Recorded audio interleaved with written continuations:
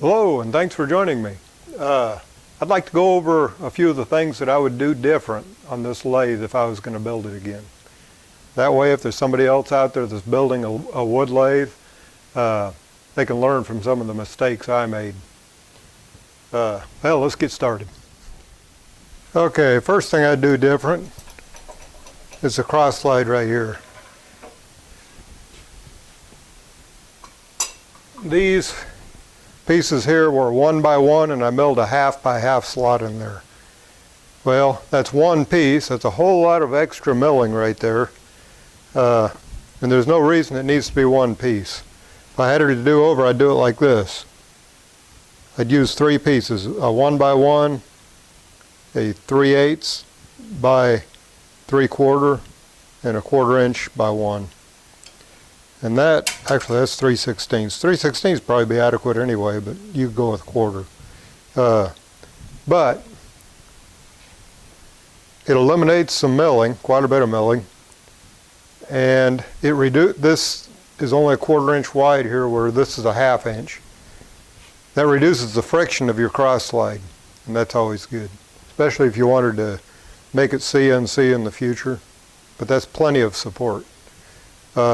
The reason I would increase that height right there, that's a full 1/2 inch extra height underneath this cross slide. If you'll notice the nut right there, I don't know if you can see it real good, but there's not much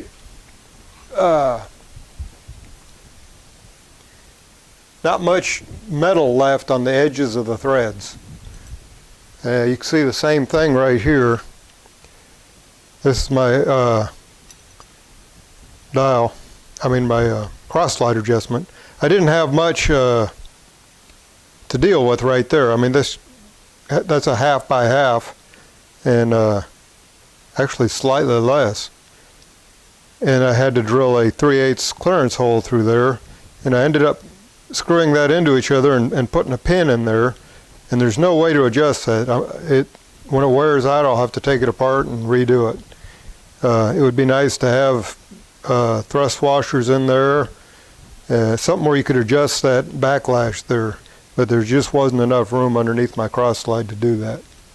And by going with the 1 by 1 bar here, it raises everything up a 1/2 inch. It'll reduce your clearance on your swing on whatever you're turning, but I don't really think you'll miss that 1/2 inch. I think it'd be a huge plus. Okay, that's the first thing. Next thing I might do different, and I might modify this lathe a little bit. This piece right here is 10 inches long. Definitely do not make it any shorter than that. It has a tendency, it's being driven from the front side with the lead screw, and it has a tendency to want to twist like that, and I have to keep the edges of the bed here waxed, or it tends to bind. It does like that. So that's 10 inch. I would recommend 12 inch. You have to modify the tailstock right there for clearance, or not.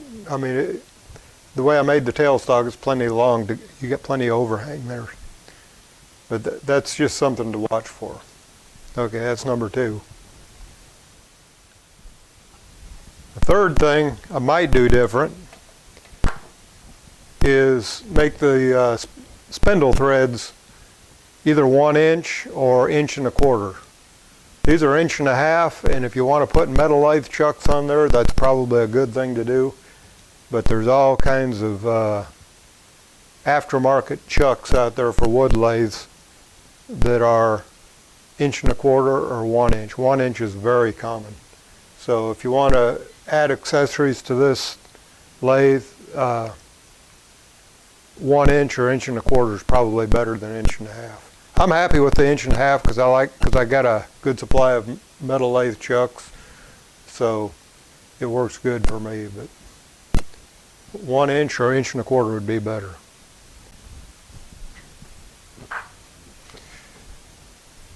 Next thing I do different is kind of, well, I don't don't know if I need to recommend this or not, but I would make the lathe with the headstock about this short, put a platform on it, and put 2 pillow blocks on it. The bearings would probably be a little higher price. The tapered bearings were actually pretty cheap. For thrust. You know, they're meant for a load, radial load, but not thrust. However, I think with anything 1 inch or over, you're not going to have enough thrust on there to where the pillow blocks would be a problem. But by doing it like that, you've got a headstock alignment adjustment. You can align everything. What I did here, I got the spindle as straight as I could in this tubing, and then when I welded the bottom, the bed support, whatever you want to call it, I was extremely careful to get it straight with the spindle. And then same when I put this plate on here, it was very important to get it straight with the spindle. But guess what? I'm off 1/16 of an inch in about 2 feet here. Not a big deal on a wood lathe, but it would be nice to be able to get it exactly aligned. And I have no way to do it now. And I don't know how I got off that 16th, but it's pretty easy to do. You know, I chucked something round in the chuck, and then I was trying to set the bed parallel with the chuck, and well, I'm off a 1/16 of an inch. But putting pillow blocks on there gives you that ability to make an adjustment this way, and you can even shim and align your spindle this way. I was fortunate on this. I got the alignment this way just about dead on. But like I said, I'm off a 1/16 this way, and there's nothing I can do about it. That's a pretty significant change. Obviously, I'm not going to redo mine, but that's one thing I would definitely do different. Oh, and if you wanted to make it with tapered bearings, I would, if you wanted to use a pipe like I did and put the tapered bearings and spindle in there, I would make a support kind of like a pillow block underneath it and bolt it on top. That would be an excellent way. You could just weld a couple of pieces of steel to the bottom of that, really, like that. Maybe just one steel plate, and then you'd have adjustment like that. That would be the ideal way to build it.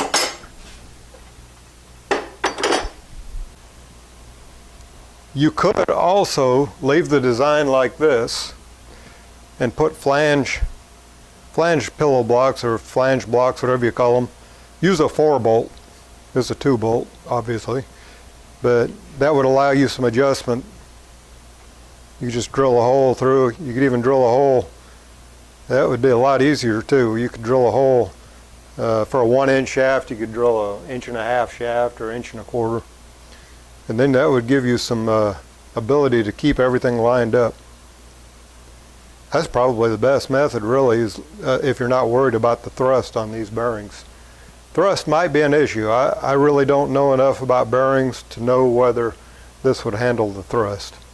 I have seen wood lathes made like that. I haven't heard of anybody having problems, but it could be a problem. Okay, the next thing I'd do different is change the design of my tool holder. I like it. I'm kind of proud of the idea, but it has a few drawbacks. One of the drawbacks is a lack of clamping area here because it's round. If it was a round post, you could clamp. It'd have more clamping surface area. The other drawback, another drawback, there's 3 actually, is this gets in the way of what you're turning. In other words, if you got your bit square to the work, this hits the chuck before the tool does. So you limit how close you can get to the chuck because of this tool holder. The other thing is overhang. It's not a lot of difference, but you would get another 1/4 inch of overhang on your tool steel. Tool steel comes in, I don't know what it is, just slightly longer than that. And of course you could always buy a longer tool steel and have more overhang, but standard dimension is just a little bit longer than that. And having more overhang is definitely good, because I've run into several cases where the post is hitting the work, but I can't go deep enough. So that's what I would change on the post. Otherwise, I'm pretty happy with it. Something else I would do different on the lead screw drive, now that I got a clutch on there, be sure and watch the video on the clutch. The clutch works really good, but I would probably go with a different drill motor just because it's quieter. Right here, right now I got temporary washers in there. I'd probably go with a thrust bearing. You can get thrust bearings for probably $6, 3/8 thrust bearing, or 5/8 or whatever. They're pretty cheap. But put a couple of thrust bearings in there, that does away with your backlash. But that motor, it's really annoyingly loud.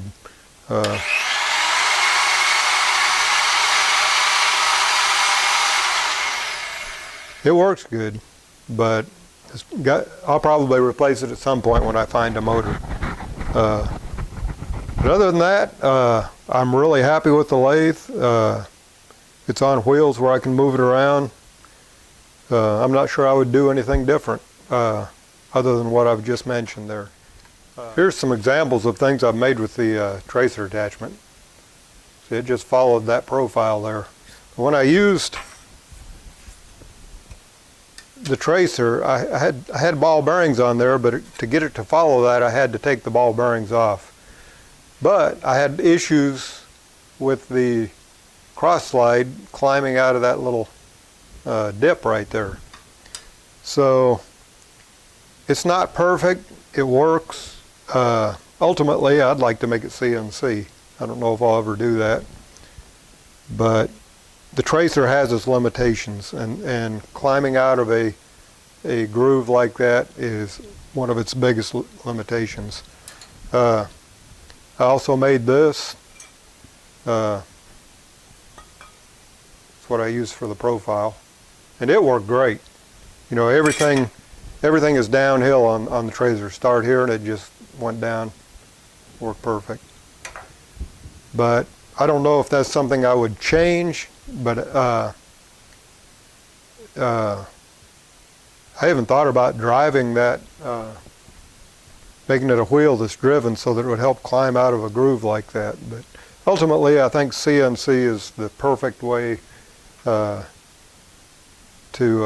make the wood lathe follow a contour like that. But anyway, that's about it. Thanks for joining me.